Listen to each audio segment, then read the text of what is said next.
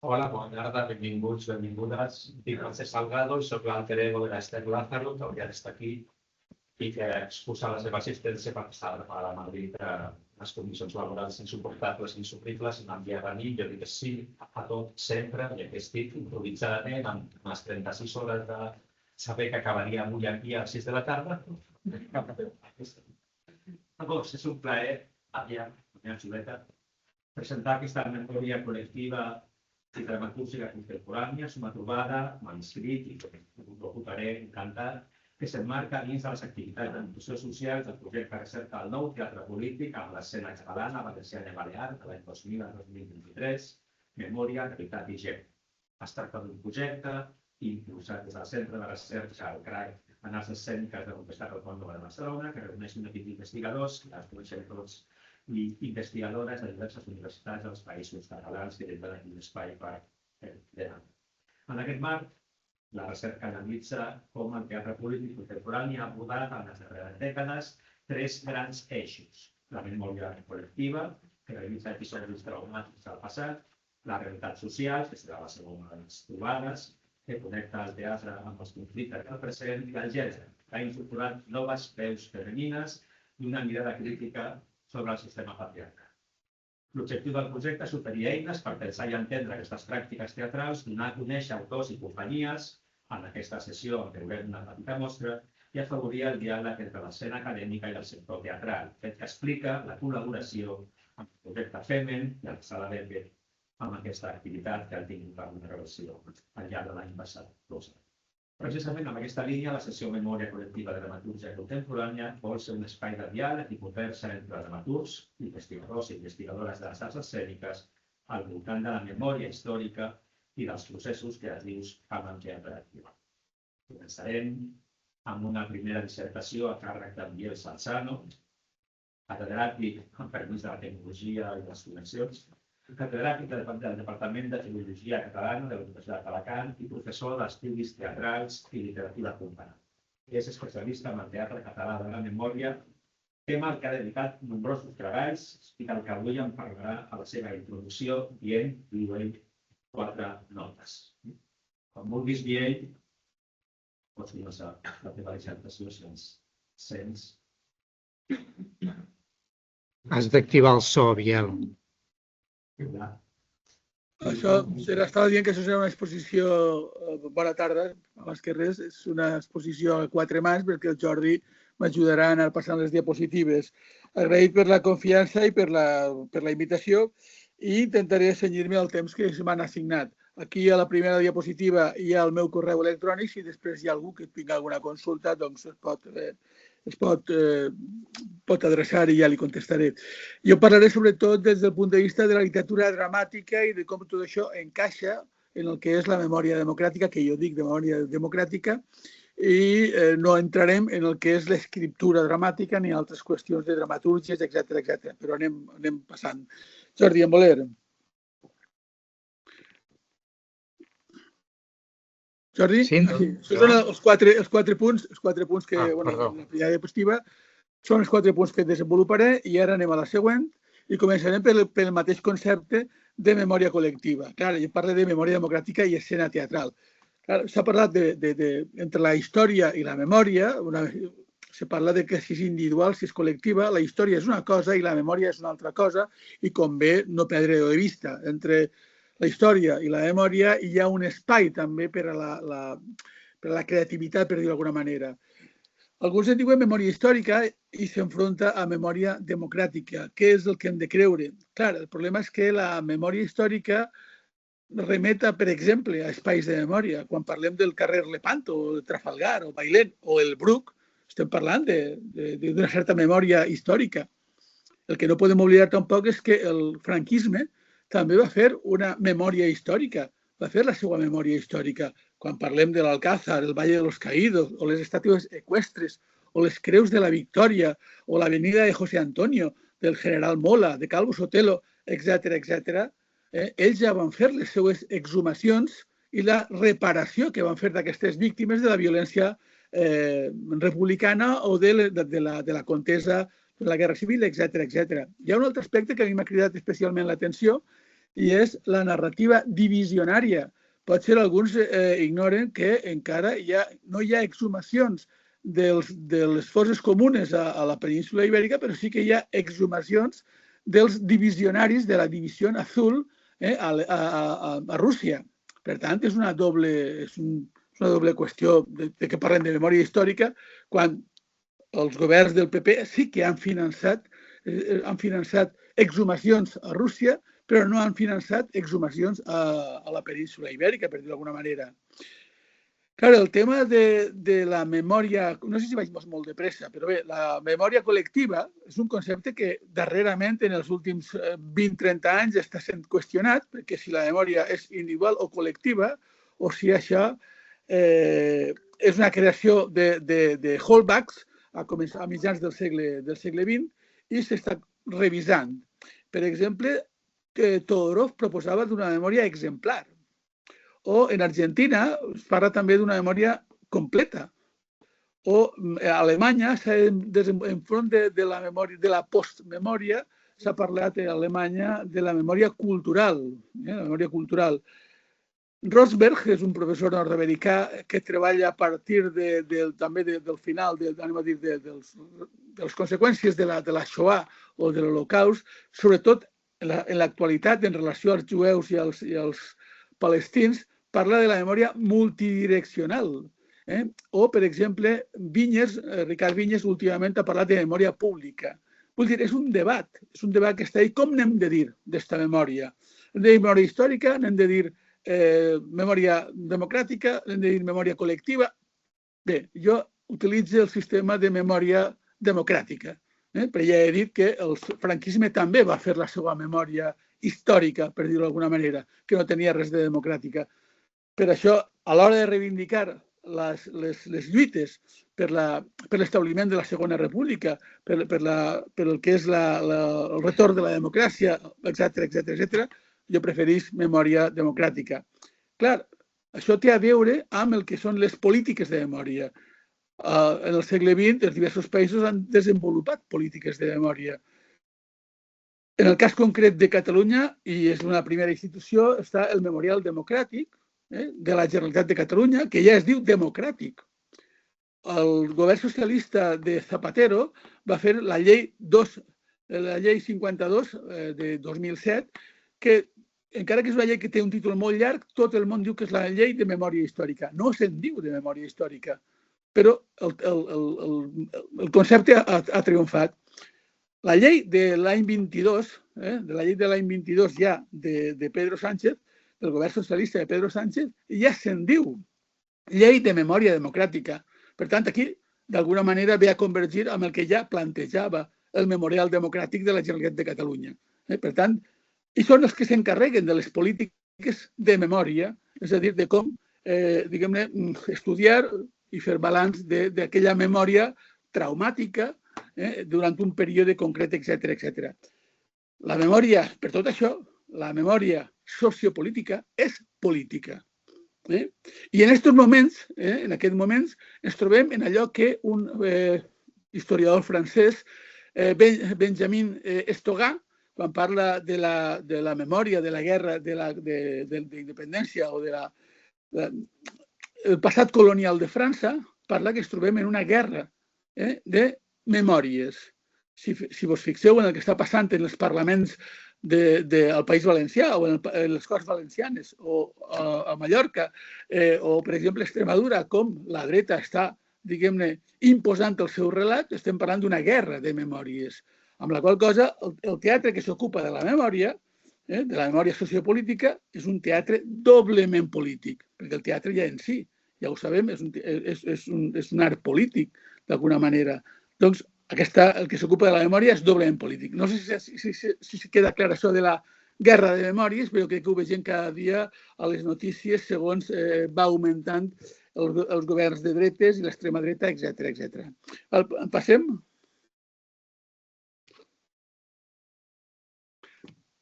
Sí, ja m'he avançat una miqueta el que volia dir respecte al teatre de la memòria democràtica. Alguns, de manera curta, diuen teatre de la memòria. El que passa és que a mi m'agrada matisar memòria democràtica Però hi ha qui parla del teatre històric, però clar, això se relaciona o podria entrar en conflicte amb una sèrie d'unes línies d'obres teatrals que s'han desenvolupat al llarg ja en el segle XIX o ja en el segle XVIII o fins i tot en els anys 70, en el qual es parlava d'una certa recreació històrica amb finalitats diferents, siga amb un teatre de la paràbola o no, però això és una altra qüestió. Hi ha qui en diu això teatre de la memòria, hi ha qui en diu, per exemple, Jorge Dubati a Buenos Aires ha parlat del teatre de los muertos, o, per exemple, a Argentina també parlen del teatre de la postdictadura. El problema és que nosaltres, parlar de la postdictadura es queda una miqueta... La dictadura es queda, entre cometes, lluny, perquè hi ha tot un període de transició democràtica, etc. O, per exemple, a la Buenos Aires també, per a la recuperació, identificació i localització dels fills dels nadons robats o segrestats, es parla del teatre per la identitat, però que això té una finalitat molt concreta.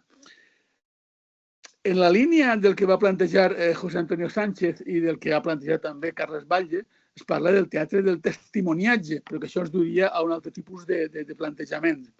En definitiva, el teatre de la memòria democràtica el que planteja és una reflexió sobre la veritat, el reconeixement, la justícia i la reparació. La reparació moltes vegades simplement en forma d'identificació i de restitució d'una veritat, etc. Normalment s'ha parlat del teatre històric o teatre de la memòria històrica, s'ha parlat sobretot del període de la Guerra Civil, del 36 al 39, i del període de la dictadura, del 39 al 75. En la meva opinió, jo crec que s'ha d'ampliar el focus i s'ha de parlar de la Segona República, del 31 al 39, que se'ns oblida que del 36 al 39 encara existia la República. S'ha de parlar, evidentment, de la Guerra d'Espanya, però també s'ha de parlar del que és el període de la transició, si més no, del 75 al 82. Tot això en quant a situació cronològica. Després tornem a la idea de memòria i història i recorde els estudis de Carus, de Cathy Carus, que és una professora nord-americana, que analitzava, diguem, la memòria del trauma. El trauma, sobretot, a partir del que és l'Holocaust, a partir de la Shoah, dels testimonis de la Shoah. També són els estudis de Dominique Lacapra, que en aquesta línia. Clar, conforme ha passat el temps, els testimonis directes han anat desapareixent, han anat per qüestions de pura biologia, han anat desapareixent per mort natural o per conseqüències derivades de, i s'ha parlat, Marian Hirsch va parlar de postmemòria. És la memòria que s'havia transmès als descendents i com aquests continuaven transmetent la memòria. Per tant, ja no era memòria directa, sinó memòria indirecta. Fa pocs anys, Isaías Fanlo, parlant d'una obra d'Elena Tornero, ha parlat de post-oblit, que és una qüestió que també podríem discutir-la molt.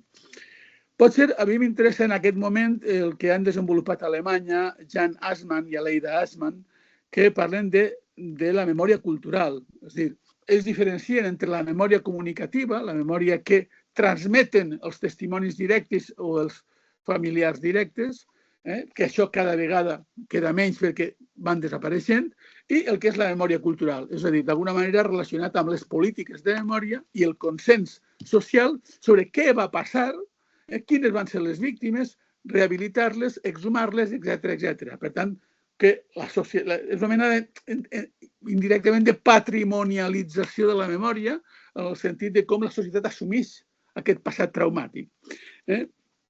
Per tant, aquesta memòria cultural pot ser allò que diem memòria col·lectiva. Tornem a aquesta qüestió d'etiqueta discutible. Però vull dir que tot això hi ha tota una sèrie de reflexions bastant complicades.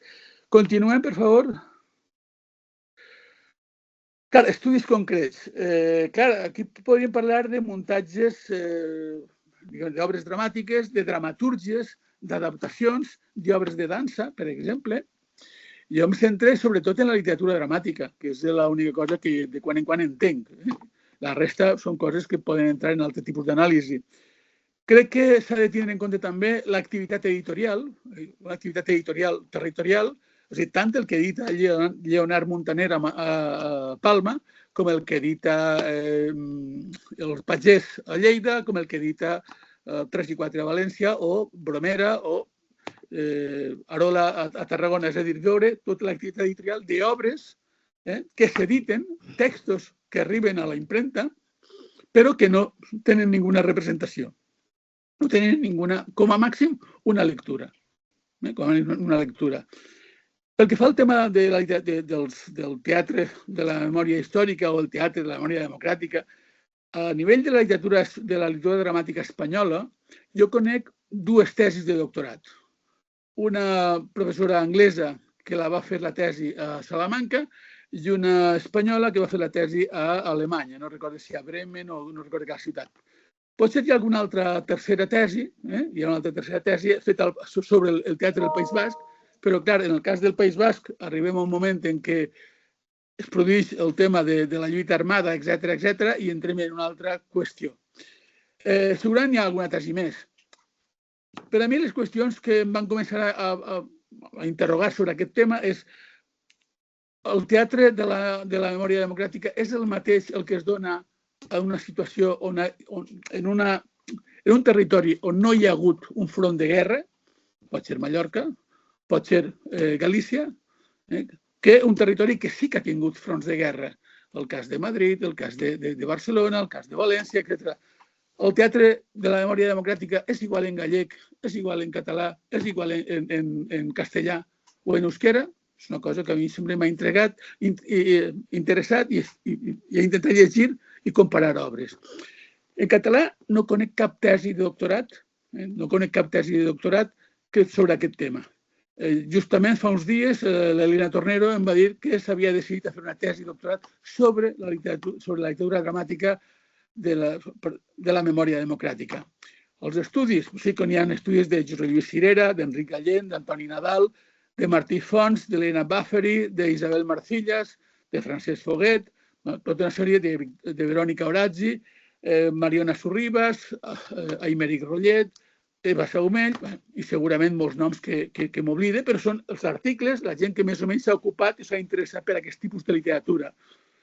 La literatura dramàtica catalana, jo observe que hi ha, diguem-ne, 2 etapes. La primera, que seria del 67 al 96, i la segona del 96 al 26. Però, clar, segurament del 2002 al 26 se podrien fer moltes subetapes. Una altra cosa és l'anàlisi de les escriptures o dels models dramàtics, dels models textuals a partir dels quals se reelabora aquesta memòria democràtica, que això és un altre tipus d'anàlisi. Jordi, passem. Aquí teniu una relació, ara ja vaig molt ràpid, una relació d'obres que he anat espigolant, que he anat inventariant. Un dels problemes són les peces breus que publicades en revistes, publicades en miscel·lànies, a vegades costen de trobar, però aquí teniu tota una relació, i només aquesta obra del 86, de Francesca Picas, Catalunya, on vas, és l'única obra, diguem-ne, que reivindica o condena el passat republicà de Catalunya. Tota la resta van en la línia del que parlem de memòria democràtica. Jordi, passa. Continuem, com vegem, a partir del 2005-2006 comença a produir-se una major productivitat. Continues.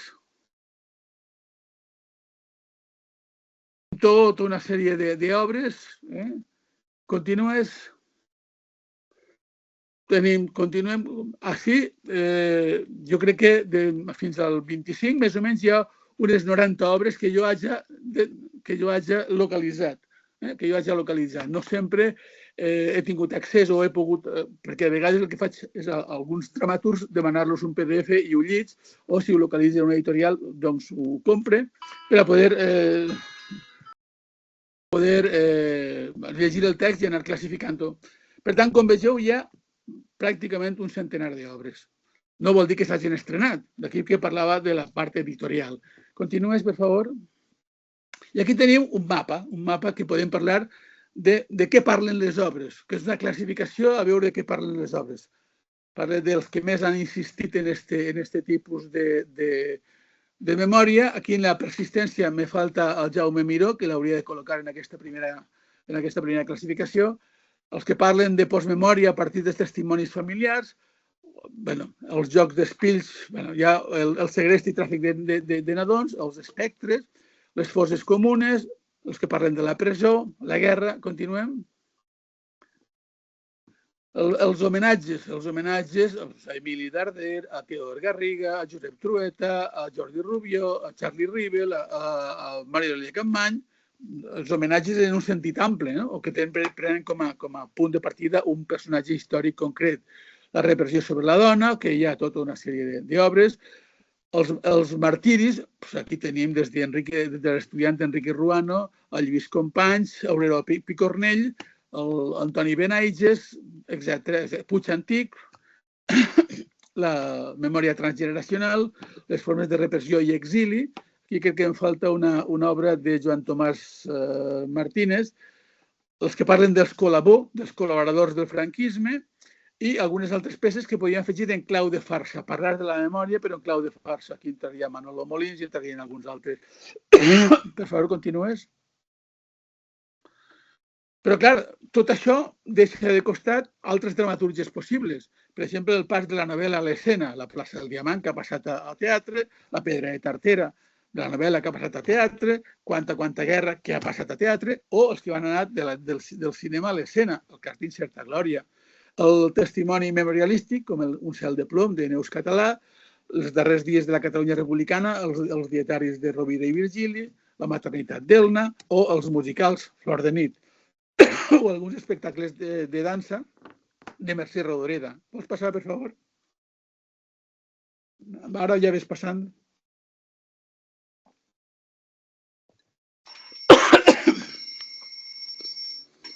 Ves passant. Més o menys.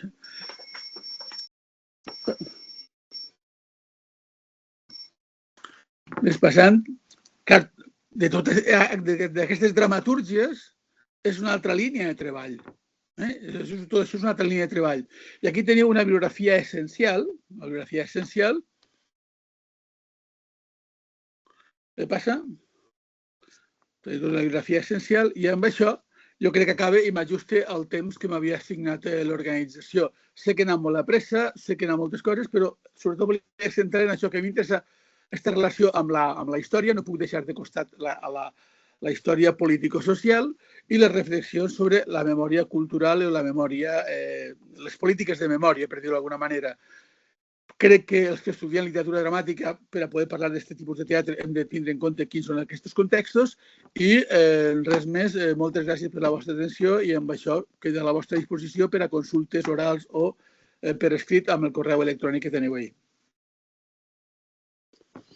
Moltes gràcies, Guillem Sanzano, per la dissertació. Passem ara a tractar la primera conversa que tindrà el primer enfocament dels 3 eixos que començava abans, la memòria col·lectiva, però ara la que reincita episodis traumàtics del passat. I convido a passar a les cadires i, per tant, a prendre possessió de la conversa. Els nostres 2 convidats, la professora Alenque Kovacs, de les Universitats de les Illes Balears, i el Jaume Miró.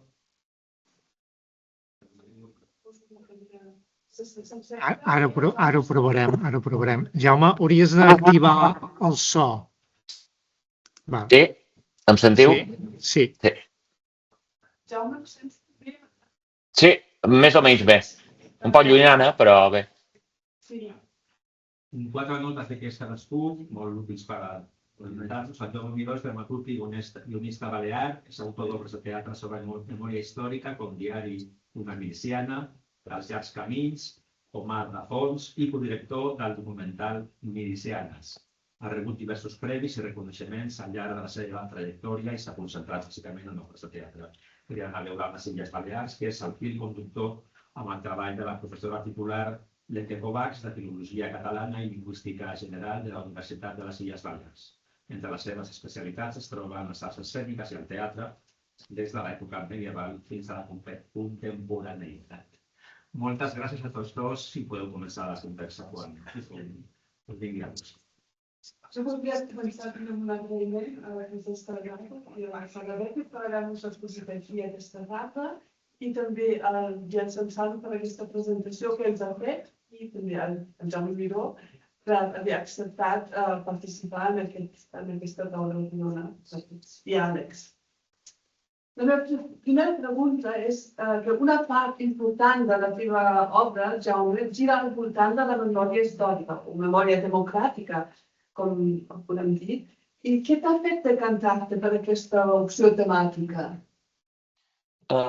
Bé, primer de tot, moltes gràcies per la convidada. Estic molt content de participar en això, que tingueu en compte aquest art i aquesta manera de fer teatre, no?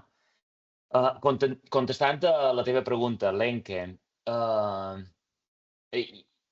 pensant-hi bé, me ve al cap un autor que admiro molt, que és Gary Snyder. És un autor mediambientalista, també és poeta nord-americà, i ell xerra de bioregió per referir-se a un territori definit no per fronteres administratives, sinó per unes característiques naturals, culturals i històriques pròpies.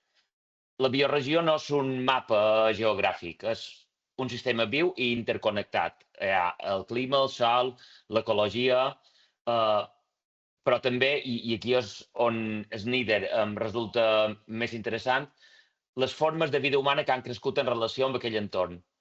És a dir, la memòria acumulada i les capes de temps. Snyder, en aquest sentit, diu una cosa que per jo ho resumeix tot. Per habitar de veritat un lloc, l'has de conèixer en profunditat. I conèixer-lo vol dir conèixer la seva història. No la història oficial, sinó la història completa. Les capes visibles, i per això és molt important, les capes invisibles. Jo visc a Son Servera, al llevant de Mallorca. Aquí sí que van tenir batalla durant la Guerra Civil i també van tenir repressió de veïnats contra veïnats, d'acusacions contra gent que es coneixia, contra germans, una cosa horrible. Al meu poble hi ha encara més de 50 desapareguts, a un poble molt petit, ja us dic, en aquell moment era ínfim, i enrevoltat de fosses de la guerra, encara. Quan jo vaig començar a fer aquesta feina gairebé no se'n parlava. L'arena, a la platja i també el temps i els hotels havien cobert aquestes fosses, aquests cossos, no? Per jo això no era història llunyana ni abstracta, sinó que és el lloc on passeig habitualment. M'agrada molt caminar, me moc per tot. Aquesta és la bioregió que jo habit cada dia.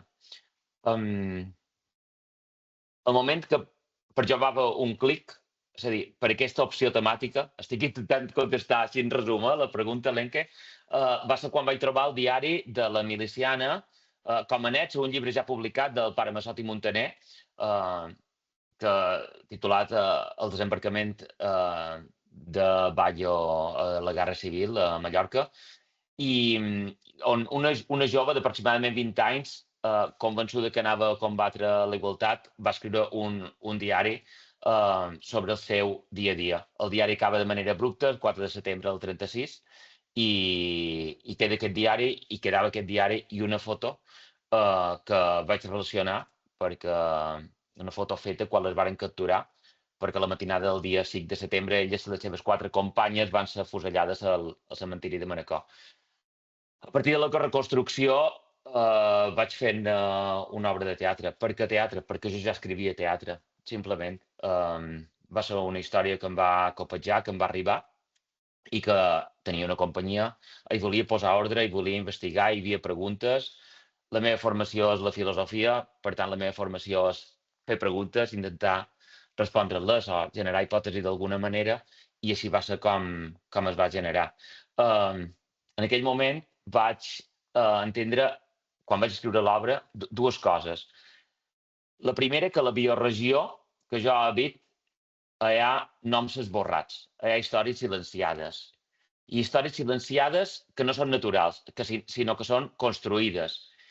I la segona és que el teatre documental és l'eina que tinc per fer allò que Gary Snyder diu que que és allò que cal fer.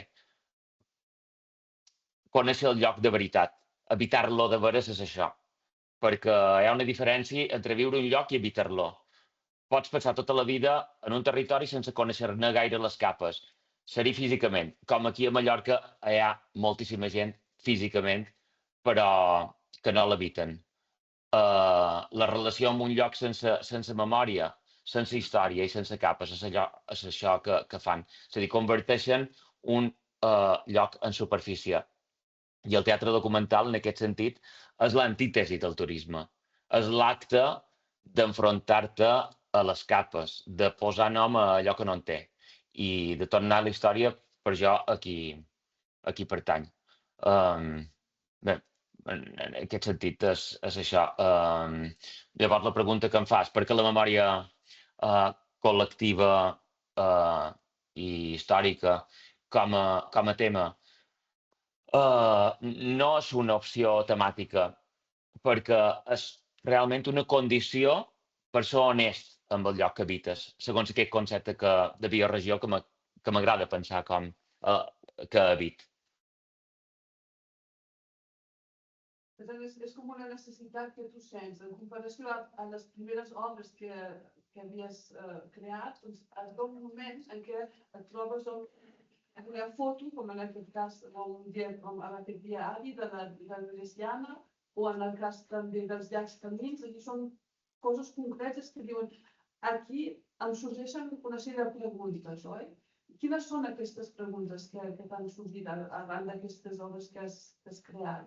A banda de les que ja has dit. En el cas del diari de la Miliciana, que he portat aquí el grup de Sàpiens, que va sortir l'any passat, que hi ha un reportatge que trobat fascinant. Pots explicar una mica com ha generat, des de la primera obra que vas fer al diari de la Miliciana, després també el documentari, després aquesta última recerca que vas fer?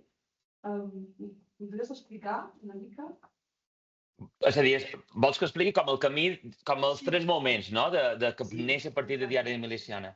Mira, clar, Diari d'una Miliciana, com he dit, neix del moment de trobar un diari que ningú li dona gaire importància. Això és el 2006, 2007, 2008. Jo és un moment que en la meva biografia torna a viure al meu poble, després d'estar anys a fora, torna a Son Servera. I vull saber quina bioregió habit, no? D'aquesta manera és que ve d'aquí. I clar, això forma part de la història del lloc que habit. És a dir, hi va haver una miliciana voluntària catalana que es va allistar voluntàriament a l'expedició republicana per alliberar Mallorca del franquisme, els primers mesos primeres setmanes de guerra, i deixa un document bestial, d'una rellevància absoluta com històrica i emocional, i queda una foto que fan a ella i a les seves quatre companyes que ella en parla al diari, i simplement és que jo no en soc molt conscient, però quan ho escric, ho he estat després, com que em poso un vestit de Sherlock Holmes, no?, com en la pipa i el capell aquell, i el que vull és trobar respostes. És a dir, perquè com pot ser que l'any 2009, 2008, quan escric l'obra, ningú s'hagi demanat, o sigui un tabú encara demanar, perquè me n'adono quan faig la investigació i vaig a Manacor i m'acosta gent per demanar què els va passar, qui les va matar, on estan enterrades, on és el diari, etc. És a dir, que quedaven no només preguntes, sinó que quedaven per contestar i per alliberar dolors que feien o que havien aixecat una paret i un tabú entre nosaltres, entre aquesta societat, no?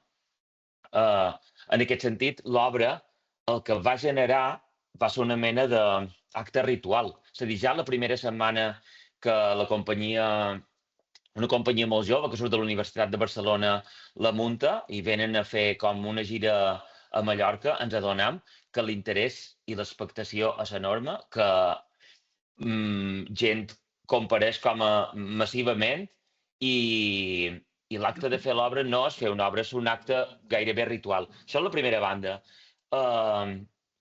L'obra es fa després a Barcelona, gira durant anys, i anem a Barcelona, neix l'oportunitat de fer un documental, Milicianes, aquesta és la segona part. Si Diari d'una miliciana parlava del seu dia a dia durant el temps de guerra, Milicianes tractava sobre totes les preguntes que encara no s'havien pogut contestar durant l'obra, durant la investigació que havia fet de l'obra. L'obra pràcticament, amb les eines que jo tenia, no va resoldre gaire cosa. El documental sí. El documental Milicianes resolem la identitat de 3 altres companyes seves, reconstruïm la seva biografia, confirmam que són milicianes, que pertanyen a les milícies femenines, que és una organització que sorgeix a Barcelona el mateix 36, de milicianes al voltant del PSUC, i reconstruïm les seves vides, de totes excepte de l'autora del diari. I aquí ve la tercera part. Amb en Julià Rodríguez, un company, un amic historiador de Barcelona, el que fèiem és dedicar 3 anys a verificar i a investigar nova informació que surt i que apunta a un nom que no havien tingut en compte, a Josefina García Prats, com a possible autora del diari. I aquí neix com la tercera part, no? L'article que publicam a la revista Sàpiens al març de l'any 2025. És a dir, què genera tot això? Preguntes, preguntes, preguntes, obsessió, ganes de saber, ganes de desvelar, ganes de llibertat, d'obrir finestres i de que ningú ens tapi la boca a l'hora de parlar de la història que ens pertany. Llavors, a l'hora de fer aquestes obres, quina part té la ficció? És a dir, tu treballes el que són els documents, no? Els documents històrics i llavors a l'hora de posar-ho en una obra teatral, on és la teva mà com a autor? Jo penso que la mà com a d'autor està en la mà d'editor. És a dir, abans d'escriure teatre documental necessites estar molt de temps, molt, no només investigant, sinó totalment absorbit per aquella història. I aquella història implica milers de pàgines de vegades, milers de fotografies, centenars d'e-mails, consultes a arxius.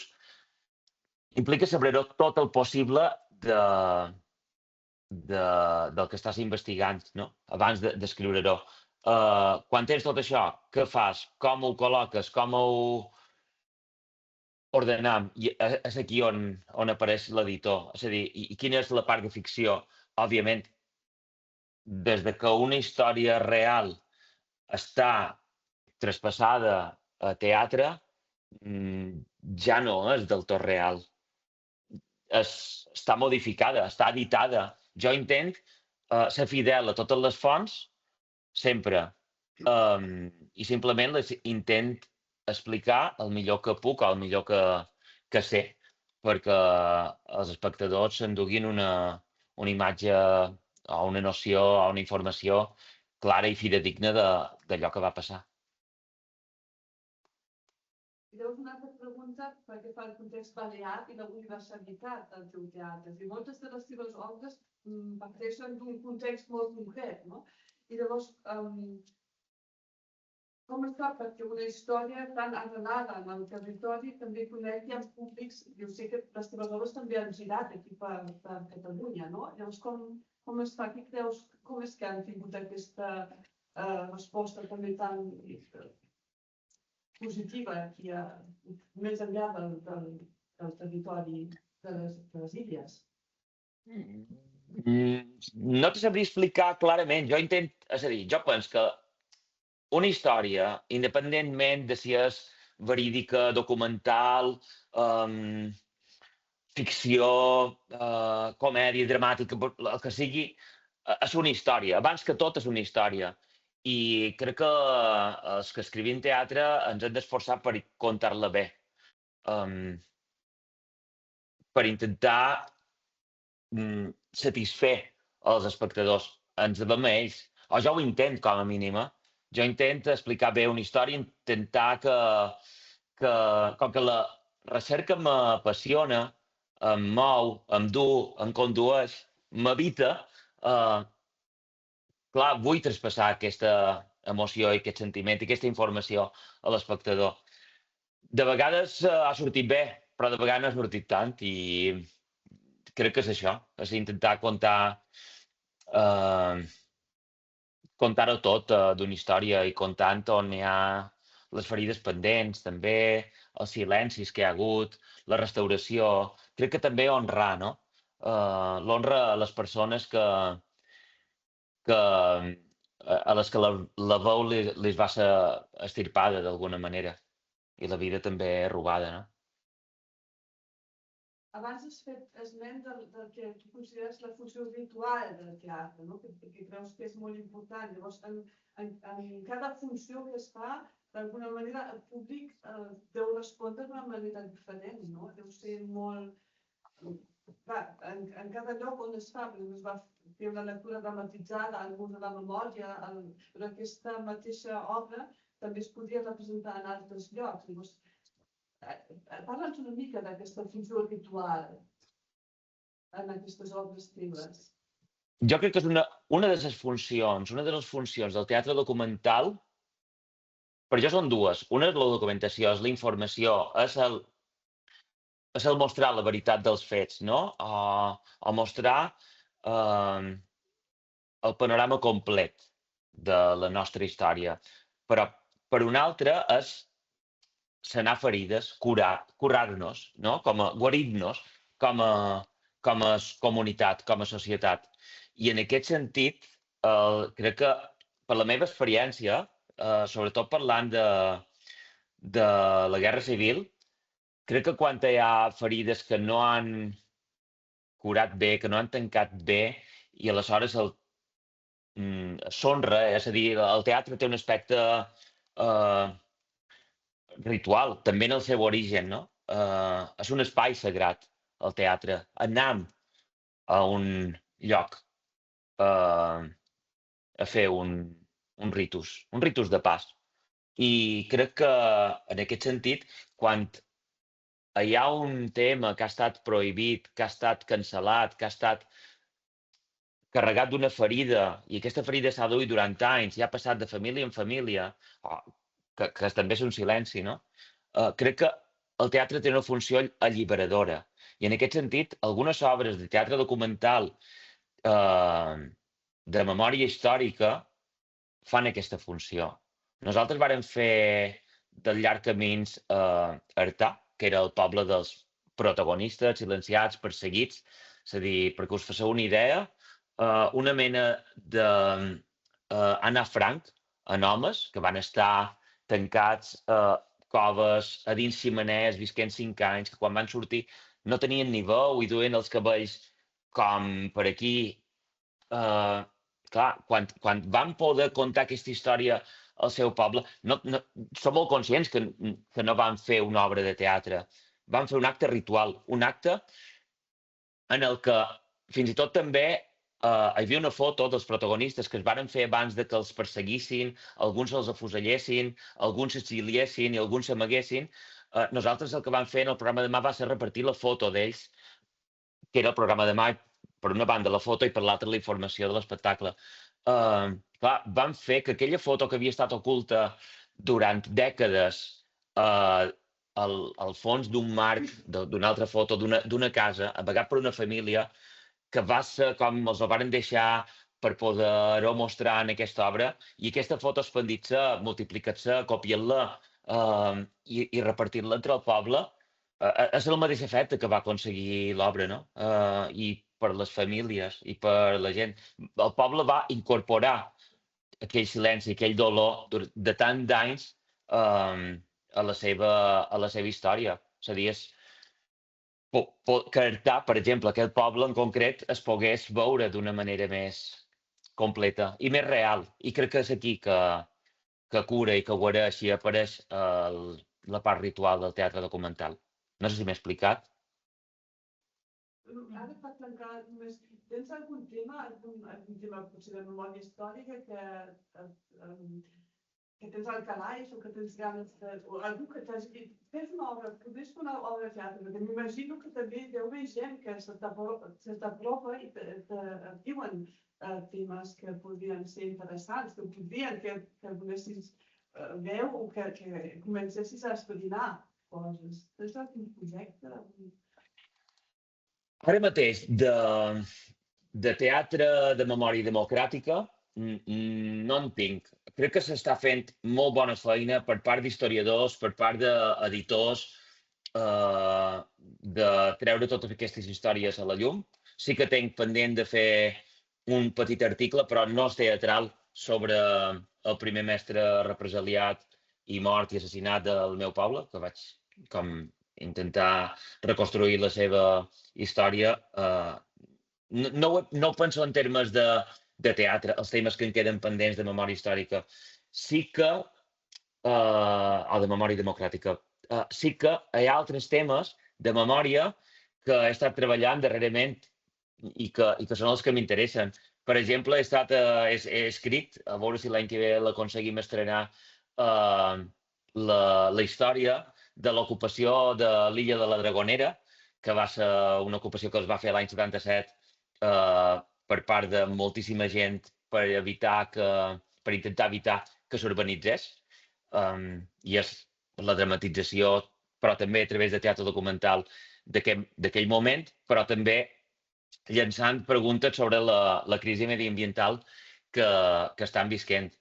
I un altre tema que ara el mes que ve o d'aquí 2 mesos es publicarà també ha estat la història que vaig recuperar de la darrera gran contadora de literatura oral de rondalles de Mallorca, la Rafaela Cervera Calona, que també em vaig dedicar a reconstruir la seva història oculta, perquè era una dona absolutament invisible i exclosa, perquè era pobra, perquè era cega, perquè era analfabeta, perquè era dona, però va ser la dona que més rondalles va contar a mossèn Alcover, i que surten en el rondallari que ell va publicar.